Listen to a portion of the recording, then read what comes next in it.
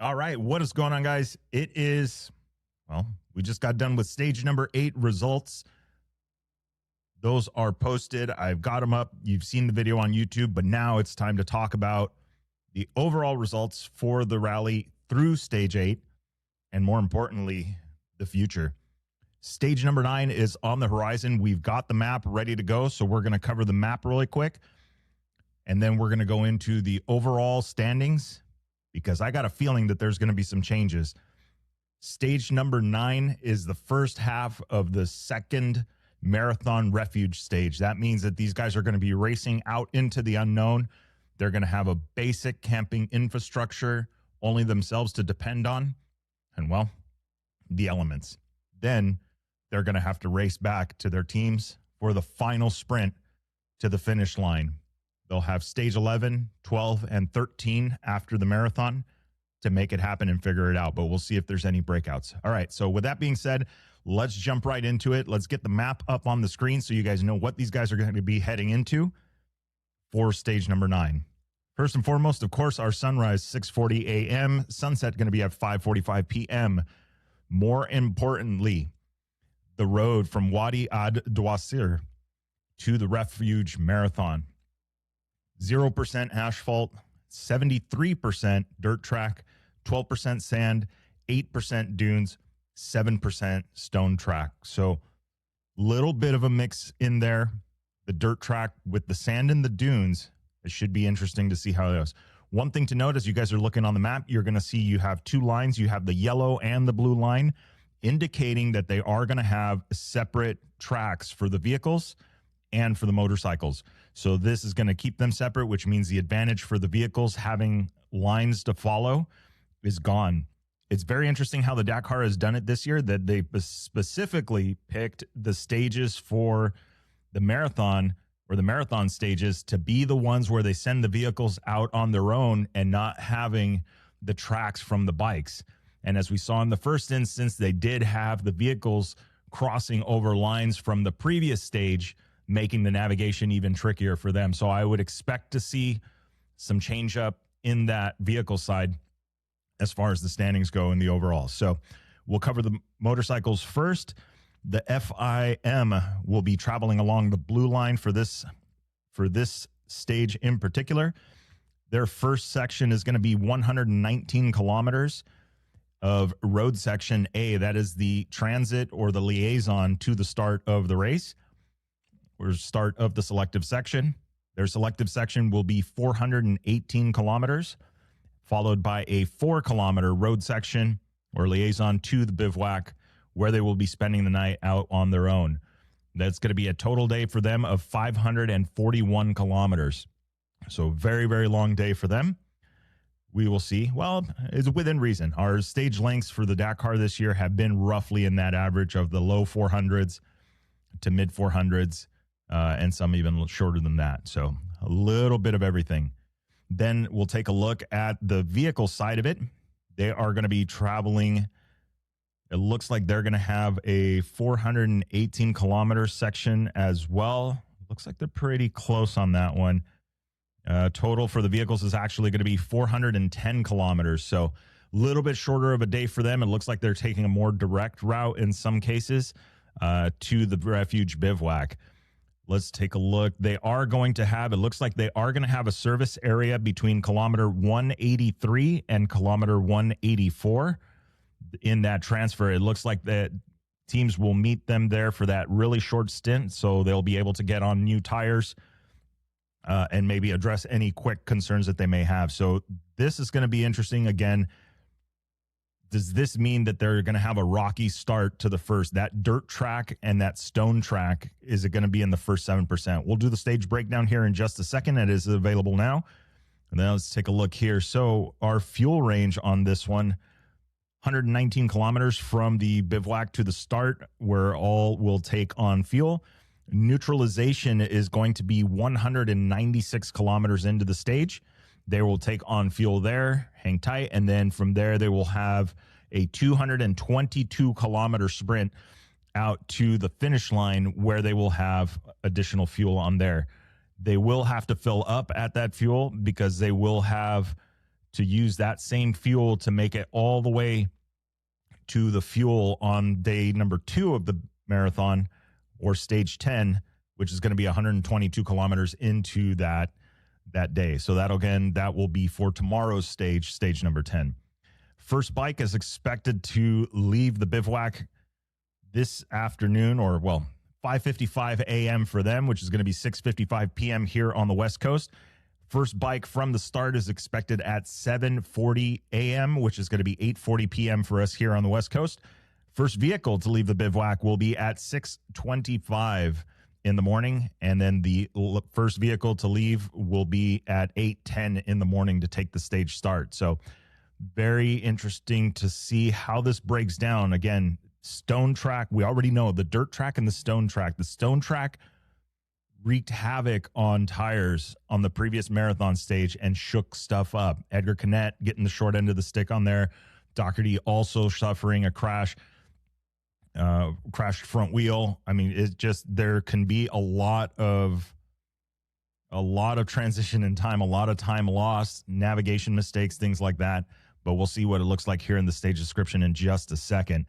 So let's take a look at the time controls for this.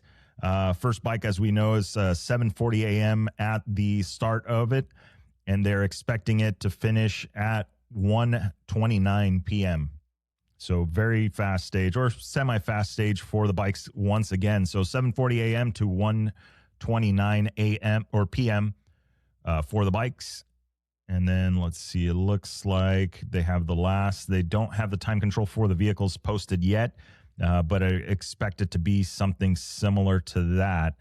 Let's see here. All right, let's take a quick look at the briefing for the stage. We'll get it up on the screen. It looks like on the general information, kilometers 1 or 0 through 25 from the start to the kilometer 25. Very fast tracks and off-piste sections with a few dunes. Pay close attention to the cap. Okay, so some tricky navigation there. If they're telling you to pay attention to the cap heading, that means your compass heading and making sure you're pointed in the right direction. 25 to 40, slower rocky tracks with the presence of vegetation.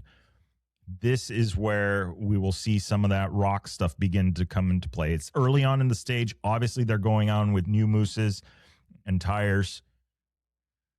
It will be interesting to see the lessons learned from the third stage and fourth stage when they did the first marathon. It'll be interesting to see if they learned anything from that and if they're preparing for the worst. Obviously, you want to have a good run on the tail end of this because it's then the sprint to the finish. So any downtime on the second half of this could be really brutal. I think the first half of this marathon, we may see some more conservative. We may even see some of the leaders up at the top, some of the faster guys maybe do a little bit worse just to not have to lead out and make sure that they conserve their tire, make sure that they conserve the bike for this last stint to the race. And it's not so much that the bike won't be ready to go by the end of stage 10. It's more about what kind of a bike they will be riding on the second day. If they injure the bike or vehicle on the first half of the marathon stage and they don't have the tools or the means to be able to repair it overnight in the marathon or in the bivouac or in their refuge bivouac, they have to deal with that the entirety of the next stage, which could mean a lot of lost time, and it could be the end of the rally for some of the guys up top. So we'll see how that continues. All right, let's get back to it here. Okay, 25 to 40, we know slower, rocky tracks and presence of vegetation. Kilometers 40 through 88, fast to very fast tracks across plateaus. Then the route drops back into the valleys that can be rocky at times, with a few isolated hazards where the pace regularly alternates. So slow, fast, and some rocks. Kilometers 88 through 129, the track returns to the plateaus with a few off-piste sections. Navigation requires attention. The sector is very fast with vegetation present. So camel grass, and then off-piste, no known tracks, which means it's just going to be the first vehicles cutting through that with no track to follow, just a compass heading that they have to make happen. Kilometer 129 through 133, difficult passage over the summit with ruts and ravines. Then they're going to get into kilometer 133 to 190, winding tracks through a wadi with vegetation, followed by a return to faster tracks. Kilometer 185 to 250. Very fast tracks. Watch out for numerous tracks and caps. Neutralization section. Kilometer 250 to 265 is going to be slower and rockier tracks with some difficult sections and tracks that are less visible. So it sounds like they're sprinkling in these rock sections along the route and not just in one particular part. So we'll see how that plays out. All right. Tail end of this, 265 to 283. Very fast tracks. 283 to 290. So a 7-kilometer section that's going to be a passage through a rocky canyon. It's very interesting that they specifically called that out. So again, I got a feeling we're going to see more tire issues. 290 to 355, fast to very fast tracks on plateau, control point 1 passage. You have 355 to the finish, alternating dunes and fast off-piste sections. So if they've got a good bike, they'll have a chance to stretch its legs. Let's take a look at the vigilance points. Vigilance points is the organization saying you've got this whole map in front of you, but these are the points you got to watch out for. Kilometer 128 through 130. Poor tracks and numerous danger to zones. So room for error. If you miss one of those, could be an issue, could be an injury on that. So got to watch out for that one. Kilometer 170 to 175. Numerous camps and animals. So getting into these camps, this is something that we're talking with Darren Skilton about as you get into some of these sections and you get into these camps or small villages with multiple exits. You could have 6 exits more or less pointing in the right direction, or it could tell you to go left, but what they meant is the other left, meaning you pick the one trail over from where you should have. And the worst thing that could happen is the notes kind of line up and your navigation, you feel like you're not as confident and end up adjusting odometer or making decisions based on, well, this must be it, and only driving yourself further out into the desert. So we'll see. Hopefully there's no navigation errors like that, especially up at the top, especially once they clear through some of these HP sections, making sure that they're still on track. We could see some changes just even in that and not necessarily the mechanical side of the house. Kilometer 170 to 175, numerous camps and animals. Kilometer 213.08, asphalt crossing in a 30 kilometer per hour speed zone without a checkpoint, without a control point there. So we've got to watch out. They do have a very specific speed zone in the middle of the stage or towards the end of the stage at kilometer 213, closer to the middle. Kilometer 286 to 288, poor track with numerous hazards. So definitely want to watch out for that one. Let's take a look. It looks like the FIA, so for the cars, is going to be pretty much the same notes for those guys. So it'll be interesting to see. They do have some more sections here at kilometer 56.3, difficult rocky section, 196.35. There's that speed zone. And then they do call them out on the bikes. The bikes we're talking about towards the end of the stage, that we're going to have some narrow rocky canyons. They're specifically mentioning those for the vehicles as well. So it'll be interesting to see if there's anything in there. Hopefully nobody gets caught up, especially the leaders. So, all right, with that being said, let's talk about the leaders and the stage overall, because this is where things could change very, very quickly. So through stage number 8 at the 2026 Dakar Rally, Luciano Benavides is currently your overall leader, picking up a total of 9 minutes and 16 seconds of bonus time. He is on the Red Bull KTM factory racing bike with a time of 33 hours, 18 minutes, and 50 seconds. Behind him, Daniel Sanders with an additional 16 minutes of bonus time, but a 6-minute penalty has got him exactly 10 seconds out of that lead. So very, very close. I'm expecting to see some teamwork, and this could be very interesting for the last couple of stages, or the last few stages here at the Dakar Rally. Aboard the Red Bull KTM, he holds on to that second place by 10 seconds. In the number 3 spot, Monster Energy Honda rider Ricky Brabeck, with a bonus time total so far of 12 minutes and 59 seconds, is 4 minutes and 47 seconds back. Within striking distance, could be interesting to see how it is. Ricky Brabeck has had a really consistent performance so far. I wouldn't expect to see anything different, but he could be poising and just getting ready to strike for these last stages at the Dakar Rally. Tasha Sharena in the number 4 spot, Monster Energy Honda, he is going to be 20 minutes and 13 seconds back, followed by Skylar Howes in the number 5 spot, Monster Energy Honda. He is going to be 41 minutes and 6 seconds back. Nacho Cornejo in the number 6 spot currently, 45 minutes and 58 seconds back, followed by Adrian Van Beveren in the number 7 spot on the Monster Energy Honda. He is going to be 1 hour, 3 minutes, and 13 seconds back. Ross Branch in the number 8 spot, Hero Motorsports Team Rally, is 1 hour, 55 minutes, and 2 seconds back, followed by the rookie Preston Campbell in the number 9 spot, Monster Energy Honda. He is 2 hours, 1 minute, and 28 seconds back. Tony Mullick, the number 2 in the Rally 2 category, is going to be trailing 2 hours and 11 minutes to the leader, but 10 minutes, just under 10 minutes behind Preston Campbell, the current leader of the Rally 2 category. We'll talk about them in just a second.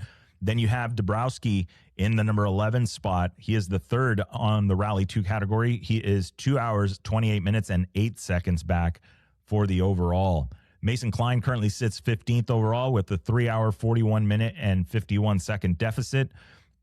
As we take a look further down the list, let's jump over. That is the bike overall.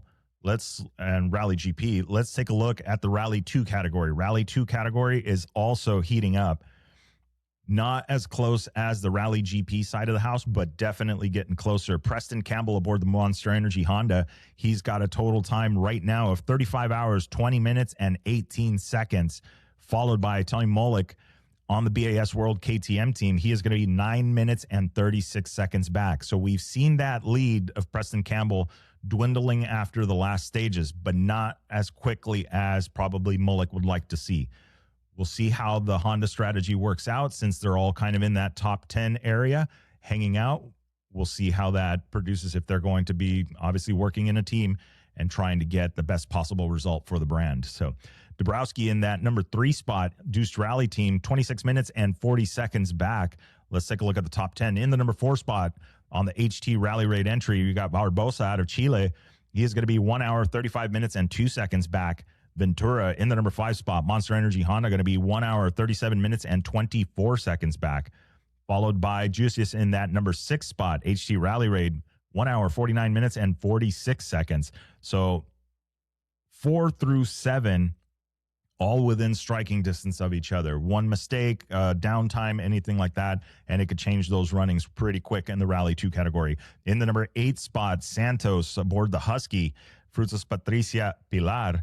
You got 2 hours, 18 minutes, and 25 seconds behind there. And then Lieto in that number 9 spot, Pedrega team, 2 hours, 44 minutes, and 57 seconds back. And then aboard the Cove Angle out of the Czech Republic, you've got Orion Moto Racing Group, 2 hours, 57 minutes, and 25 seconds.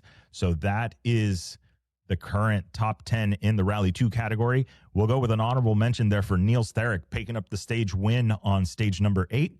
He is currently sitting 3 hours and 49 minutes back from the lead, but nevertheless, he's posting some stage wins. So very well done on him for this one, and obviously showing that the Cove's got legs. All right, let's jump over to the vehicle so we can get this wrapped up. Right now, as it sits in the overall, Nasser Al-Attiyah going to be sitting on a total time of 32 hours, 32 minutes, and 6 seconds, with Matthias Ekstrom just behind him in the Ford entry, 4 minutes behind. And then it's Henk Ladigan in the Toyota Gazoo Racing entry, 6 minutes and 8 seconds behind him. Very close racing once again. Lots of rocks, time for punctures. They've got a pit in this particular stage, in stage number 9. We'll see if they get another one in 10 and maybe even in 11. So that is your top 3 right now, less than 10 minutes apart. Nanny Roma actually joins that party on the 10-minute club. He is going to be in the Ford Racing entry. He's 9 minutes and 37 seconds back. And then rounding out the top 5, Carlos Sainz, 10 minutes and 39 seconds back. So still a close race up at the top going into the marathon stage. You've got Sebastian Loeb in the number 6 spot, Dacia Sand Riders. He is going to be 17 minutes and 25 seconds back, with the Americans Mitch Guthrie and Kellen Walsh in the number 7 spot in the Ford Racing entry, going to be 23 minutes back. Sarah Dory in the number 8 spot, Century Racing Factory team, 25 minutes and 4 seconds back, followed by Moraes in the number 8 spot. The Dacia Sand Riders, 29 minutes and 55 seconds. Ferreira in that number 10 spot. Toyota Gazoo Racing, 35 minutes and 8 seconds back. So that is your top 10 currently in the ultimate category.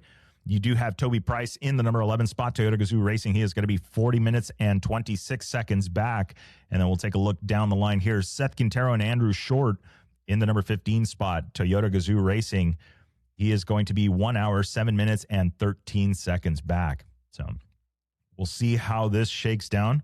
Obviously, we still got a ways to go. Let's take a look really quick at the SSV side of the house, or we'll go stock first. Stock in the overall, Stefan Petterhansel's not on this one. You've got Bakuska in that Defender Rally entry, 38 hours, 40 minutes, and 14 seconds, followed by Sarah Price and Sean Berryman, going to be 2 hours, 37 minutes, and 51 seconds back.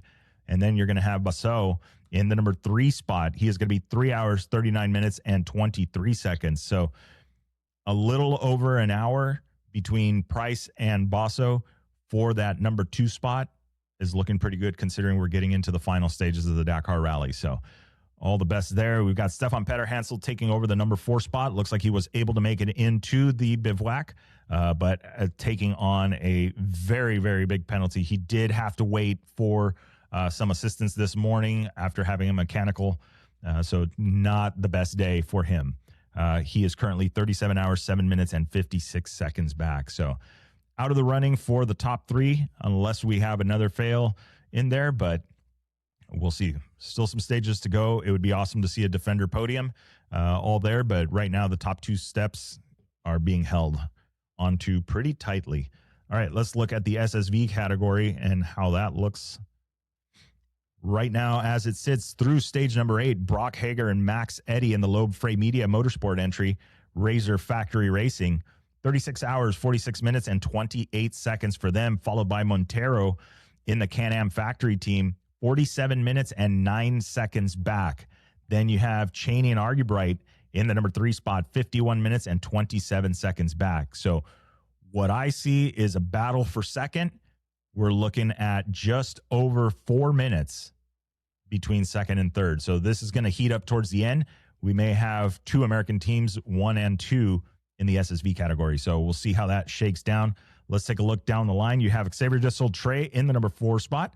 He is going to be 1 hour, 25 minutes, and 11 seconds back, followed by Chaleco Lopez in the number 5 spot, 1 hour, 50 minutes, and 1 second back. Anjoar in that number 6 spot. These guys in the Can-Am, 2 hours, 11 minutes, and 19 seconds back, followed by Ferrioli in the number 7 spot, 2 hours, 57 minutes, and 35 seconds back. Christopherson in the number 8 spot, another Razor Factory Racing Loeb Frey Media Motorsport entry, 3 hours, 20 minutes, and 41 seconds, followed by Visay in that number 9 spot, another Loeb Frey Media entry, 3 hours, 46 minutes, and 14 seconds. And then rounding out the 10, you have Diaz out of Portugal, Santag Racing, 4 hours, 8 minutes, and 41 seconds. So a lot to be done tomorrow. A lot of work for these guys as they get into the first leg of the marathon stage.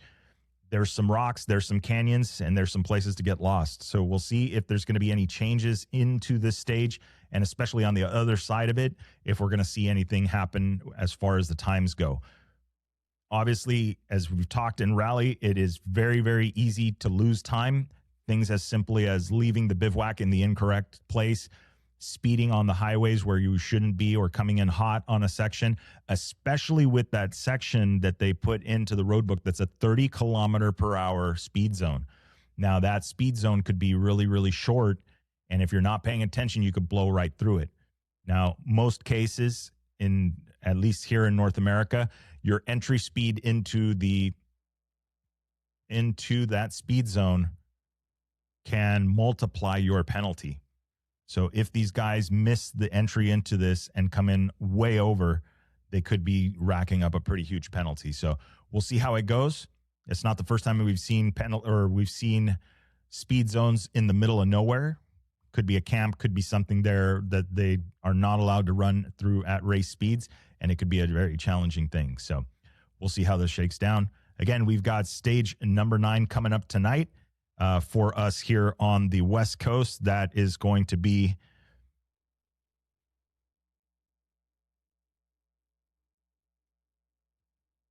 a start of 5:55 a.m. or 6:55 p.m. for us here on the West Coast. First bike to leave the line at 8:40 p.m. here Pacific Coast time or 7:40 a.m.